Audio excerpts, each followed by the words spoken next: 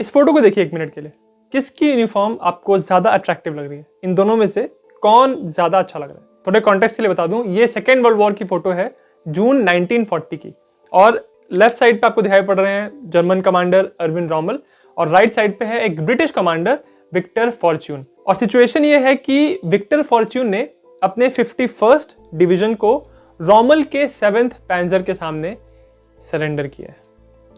आप में से ज्यादातर लोगों को लेफ्ट वाला बंदा यानी अर्विन रॉमल की यूनिफॉर्म ज्यादा अट्रैक्टिव लग रही होगी। अगर कंपेयर करें तो आप विक्टर फॉर्च्यून की यूनिफॉर्म देखिए, कितनी ढीली ढाली लग रही है।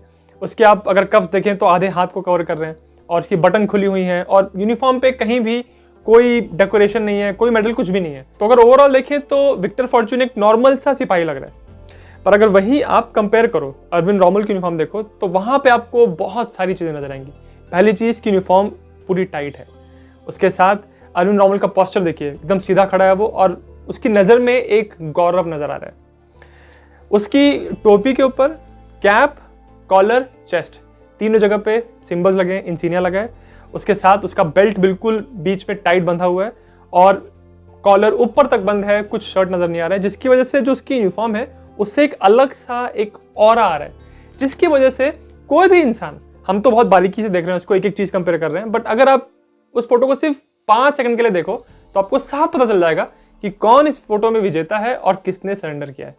यह था जर्मन मिलिट्री की यूनिफॉर्म का इफेक्ट। पूरे सेकेंड वर्ल्ड वॉर की आप कोई भी फोटो उठा के देख लो जिसमें आपको जर्मन मिलिट्री नजर आ रही है, तो आपको साफ दिखाई पड़ेगा कि उनकी यूनिफॉर्म ज्यादा अट्रैक्टिव थी। और सिर्फ एक्चुअल फोटोग्राफ्स नहीं, अगर आप हॉलीवुड की मूवीज भी देखें जिसमें उन्होंने जर्मन मिलिट्री को दिखाया है, सोल्जर्स को दिखाया है, तो उसमें भी आपको जो जर्मन बंदा रहेगा, जो अगर वो विलन है या फिर हीरो भी है, तो उसकी यूनिफॉर्म पे खास फोकस रहता है, ज्यादा सुंदर लगती है। और जर्मनी के अंदर भी सबसे ज्यादा स्टाइलिश यूनिफॉर्म मानी जाती थी एसएस के लोगों की।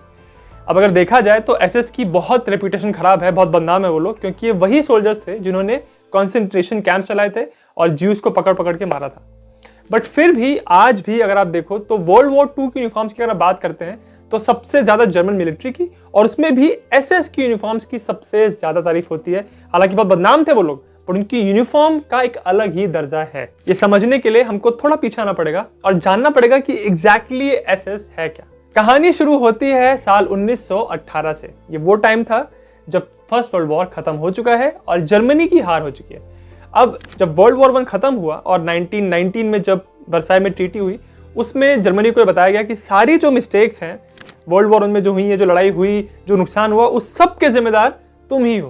तो इसीलिए अब इस सारा जो नुकसान है उसकी भरपाई भी तुम करोगे, और उसके ऊपर से हम तुम्हारे ऊपर बहुत सारे रोक भी लगाएंगे, बहुत सारे रिस्ट्रिक्शन भी लगाएंगे।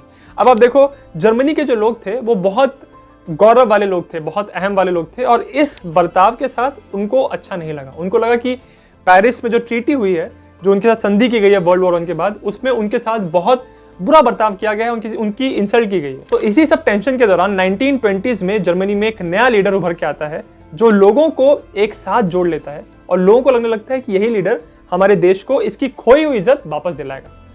और ये लीडर था एडोल्फ हिटलर। हिटलर ने कुछ लोगों के साथ मिलकर एक पार्टी बनाई। इस पार्टी को आज हम कहते हैं नाजी पार्टी, और इस पार्टी में जो लोग थे उनको हम नाजी कह देते हैं। हिटलर की कैसे ये ग्रोथ हुई, कैसे अचानक से वो इतना पॉपुलर हो गया और लोग उसके साथ जुड़ने लगे, इस सब के बारे में एक मैंने डिटेल वीडियो बनाया है, लिंक उसका इस वीडियो के डिस्क्रिप्शन में। अब इस नाजी पार्टी में भी एक छोटी सी टुकड़ी थी, एक ग्रुप था जिसका नाम था साल शुट्स, यानी हॉल सिक्योरिटी। इस ग्रुप का काम यह था कि हिटलर को प्रोटेक्ट करना है, और जब भी हिटलर अपने लोगों के साथ, अपने इन मेंबर्स के साथ कोई मीटिंग कर रहा है, कोई कॉन्फ्रेंस कर रहा है, तो उस कॉन्फ्रेंस, उन मीटिंग्स को भी प्रोटेक्ट करना है। अब साल 1925 में एक नया आदमी हाइनरिक हिमलर इस नाजी पार्टी को ज्वाइन करता है, और वो इस छोटी सी साल शुट्स, इस छोटी सी टुकड़ी को लेकर 20 सालों में एक full fledged paramilitary organisation बना देता है जिसका नाम है एसएस। जर्मन भाषा में इसका फुल फॉर्म है शुट्ज़स्टाफल, या इंग्लिश ट्रांसलेशन कहें तो प्रोटेक्शन स्क्वाड्रन। ध्यान रखिए कि ये एक पैरा मिलिट्री ऑर्गेनाइजेशन था जिसका काम सिर्फ प्रोटेक्शन था। टेक्निकली ये जर्मन मिलिट्री का हिस्सा नहीं था। जर्मन आर्म फोर्सेस यानी वेयरमार्क में सिर्फ 3 हिस्से थे, आर्मी, नेवी और एयरफोर्स। एसएस जो है वो जर्मन मिलिट्री का हिस्सा नहीं था, और इसी वजह से ये जो एसएस की पूरी फोर्स थी, ये मिलिट्री से अलग होने की वजह से इसका जो सारा जिम्मेदारी था, इसका जो सारा जवाबदारी थी, ये लोगों के प्रति नहीं थी, देश के प्रति नहीं थी, सिर्फ एक इंसान के प्रति थी और वो था हिटलर।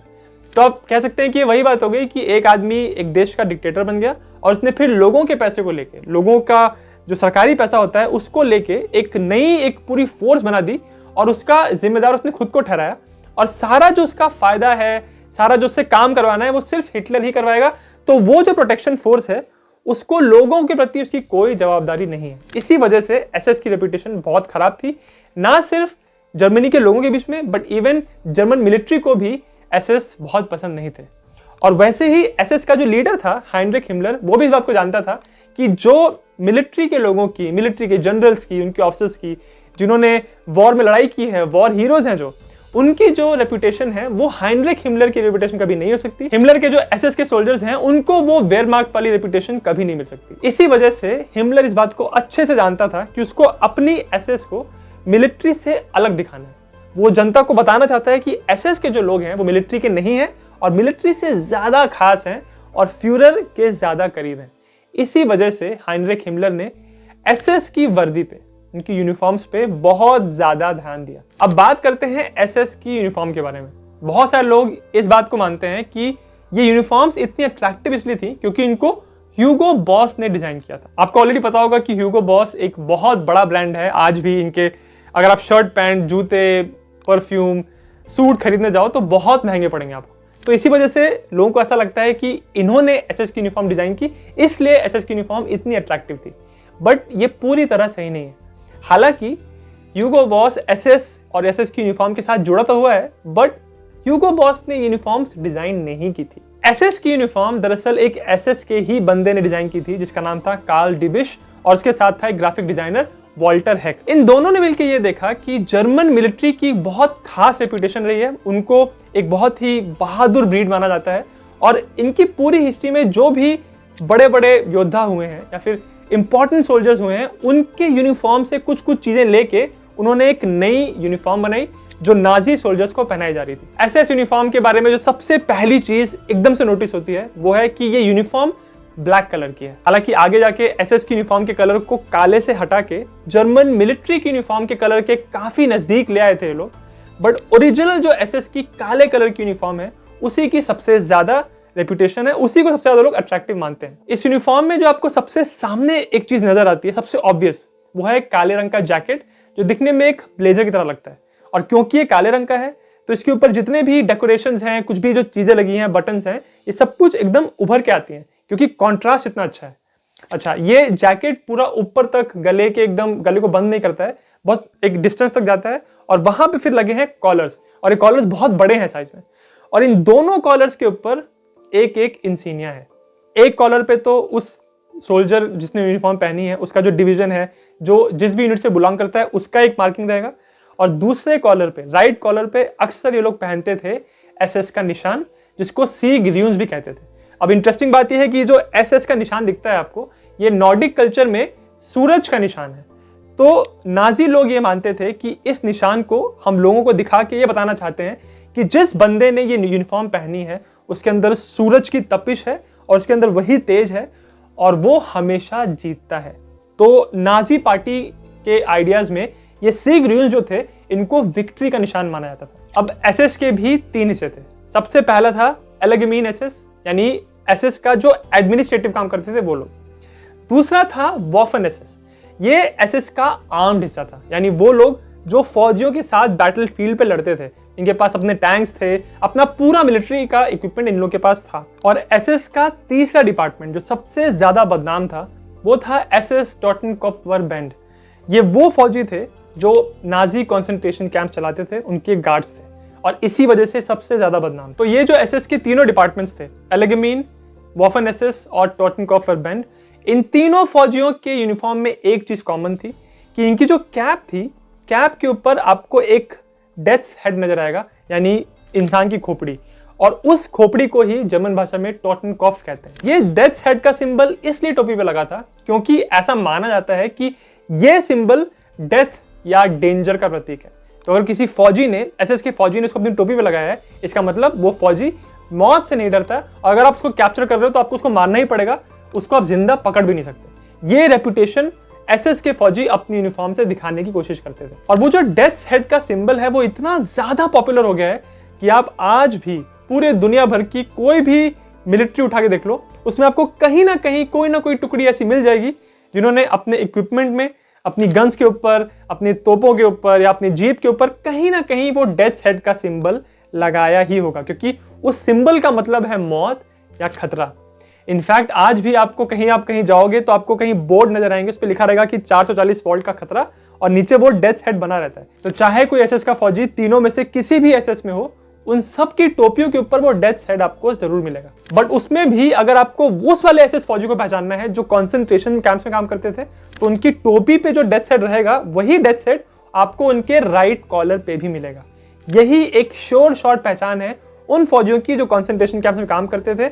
इसी वजह से जब जर्मनी वॉर हार गई थी और जब सोवियत यूनियन की फोर्सेस, ब्रिटिश और अमेरिकन फोर्सेस जाके इन कॉन्सेंट्रेशन कैंप्स को लिबरेट कर रहे थे, तो सारे जो फौजी थे जो वहाँ काम करते थे, जिनके पास ये यूनिफॉर्म थी जिसमें साफ पता चल रहा था कि ये एसएस के फौजी हैं, ये सारे फौजी अपनी यूनिफॉर्म को उतार के फेंक रहे थे, जला दे रहे थे, ताकि वो नॉर्मल लोगों को पहचान में ना आए, क्योंकि इतना शॉर्ट तरीका है किसी एसएस के फौजी को पहचानने का जो कि कॉन्सेंट्रेशन कैंप में काम करता था।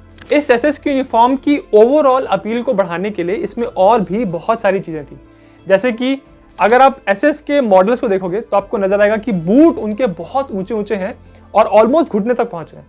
इसकी वजह से ऐसा लगता है कि जिसने वो यूनिफॉर्म पहनी है वो इंसान बहुत लंबा है। अच्छा, उसके साथ बेल्ट बिल्कुल पेट के ऊपर एकदम बीच में सेंटर पे कसा हुआ है, जिसकी वजह से ये इंप्रेशन आता है कि जिसने यूनिफॉर्म पहनी है वो बहुत फिट है। इनफैक्ट अगर आप सेकेंड वर्ल्ड वॉर के टाइम की जर्मनी को देखोगे तो जितने भी अखबार हैं, उनके पैम्फलेट्स हैं या होर्डिंग लगी हुई हैं, उन सब पे अगर एसएस फौजियों की फोटो होती थी तो उसमें जो मॉडल होते थे वो बहुत ज्यादा फिट होते थे और एकदम ब्लॉन्ड बाल, नीली आंखें, एकदम फिट, लंबे, ताकि ओवरऑल जब जर्मन जनता एसएस के फौजियों की ये फोटो देखे तो उनको लगे कि भाई ये लोग कुछ अलग तरह के लोग हैं, ज्यादा खास लोग हैं और हिटलर के बहुत करीब हैं। तो ये सारी चीजें ध्यान में रख के ही ये कार्ल डिबिश और वॉल्टर हेक ने ये एसएस की यूनिफॉर्म डिजाइन की थी। एसएस का चीफ हिमलर ये भी चाहता था कि जनता को एसएस की यूनिफॉर्म को देख के लगे कि ये लोग बहुत खास हैं, पर साथ ही साथ ये भी लगे कि ये लोग हिटलर के बहुत नजदीक हैं और नाजी पार्टी के बहुत वफादार हैं। इसी वजह से इस ओवरऑल काली यूनिफॉर्म में एक ऐसा एलिमेंट था जो बिल्कुल काले से ऑपोजिट रंग का था और आपका बिल्कुल ध्यान वहां पे जाता था, और वो था फौजियों की बाहों पे एक लाल रंग का पट्टा जिसपे एक हुक क्रॉस बना हुआ था, जो कि नाजी पार्टी का सिंबल था। तो अगर आप ये पूरी एसएस की यूनिफॉर्म देखो तो उसमें आप चाहे कैप देख लो, कॉलर्स देख लो, चेस्ट, पेट का हिस्सा देख लो, नीचे बड़े बड़े बूट देख लो, या फिर उनके आर्म के ऊपर ये हुक क्रॉस का सिंबल, ओवरऑल ये एसएस की यूनिफॉर्म ऐसा परसेप्शन बनाती थी कि ये लोग बहुत खास हैं, बहुत स्पेशल हैं, और ऐसा इंप्रेशन एक्चुअली बनता भी था, सिर्फ जर्मन जनता के नजर में नहीं, उन लोगों की नजर में भी जो कि कॉन्सेंट्रेशन कैंप्स में बंद थे। अगर इससे रिलेटेड मैं आपको एक किस्सा बताऊं तो मोशे ज़ीव नाम का एक ज्यू प्रिजनर था जो हंगरी के एक कॉन्सेंट्रेशन कैंप में था। उसने अपनी एक डायरी एंट्री में कहा था कि अभी तक उसने जितने भी एसएस के फौजियों की फोटो देखी थी उसमें उसने देखा था कि ये बहुत अट्रैक्टिव लगते हैं, बट जब वो एक्चुअली कॉन्सेंट्रेशन कैंप में बंद हो गया और वो घबरा रहा था, तब उसने जब एसएस के फौजियों को देखा तब भी उसको लगा कि ये यूनिफॉर्म बहुत ज्यादा अट्रैक्टिव है। उसने बकायदा पूरा लिखा है डिटेल में कि इनकी यूनिफॉर्म में इनकी टोपी बहुत सुंदर लगती है, उसके ऊपर वो डेथ हेड का सिंबल है, कॉलर पे भी डेथ हेड का सिंबल है और हाथ पे वो हुक क्रॉस का सिंबल है, बेल्ट पहना हुआ उन्होंने और इसके जो बूट हैं वो ऊंचे ऊंचे हैं। तो ये सारी चीजें एक ऐसे बंदे ने डिस्क्राइब की जो खुद एक कॉन्सेंट्रेशन कैंप में कैदी था और उसको पता नहीं था कि वो बचेगा कि मर जाएगा। तो इससे आपको पता चलता है कि इतने मुश्किल टाइम में भी ये जो यूनिफॉर्म है वो कैसे लोगों को बिल्कुल अट्रैक्टिव लगती थी। और जर्मन मिलिट्री और एसएस की यूनिफॉर्म इसलिए भी ज्यादा अट्रैक्टिव लगती थी क्योंकि उस जमाने की जो एलाइड फोर्सेस की जो यूनिफॉर्म थी वो बहुत ज्यादा नॉर्मल, साधारण थी। जर्मनी के वर्ल्ड वॉर 2 के एक बहुत फेमस डायरिस्ट थे जो बर्लिन में रहते थे, उनका नाम था विक्टर क्लेम्परर। उन्होंने कहा कि जब उन्होंने पहली बार अमेरिकन फोर्सेस को बर्लिन में देखा तो उन फौजियों को देख के उनको लगा कि ये लोग फौजी तो बिल्कुल भी नहीं है, एटलीस्ट प्रशियन स्टाइल की जो मिलिट्री होती है जिनमें एक ऑनर, एक गर्व की फीलिंग आती है, वो इन फौजियों को देख के बिल्कुल भी नहीं आ रही। इनके पास कोई बेयोनेट नहीं है, इनके पास एक छोटी सी राइफल है या फिर एक रिवॉल्वर है, इनकी यूनिफॉर्म बहुत ढीली ढाली सी है, कहीं कुछ मार्किंग नहीं है, और इनका जो इन्होंने जो सर पे हेलमेट पहना है वो भी बिल्कुल भी ढीला सा है, किसी ने आगे रखा है, किसी ने पीछे रखा है अपने कंफर्ट के हिसाब से। और यूनिफॉर्म फोल्ड की हुई है, कोई सिगरेट पी रहा है, तो इन लोगों को देख के ऐसा लगता नहीं है कि फौजी हैं, जबकि जर्मन मिलिट्री की फौजी को देख के लगता था। तो ये सारी बातें नॉर्मल लोग कह रहे थे, जिससे पता चलता है कि जो जनरल परसेप्शन था जर्मन मिलिट्री की यूनिफॉर्म का और खास करके एसएस की यूनिफॉर्म का, वो बहुत बड़ा था लोगों की नजरों में। इतने सारे एलाइड ऑफिसर्स ने अपनी डायरीज में कहा है, इंटरव्यूज में कहा है कि जब ये जर्मन फौजी, उनके ऑफिसर्स अपनी फोर्सेस को लेके सरेंडर करने के लिए आते थे, तब भी ये फौजी इतने वेल ड्रेस्ड होते थे।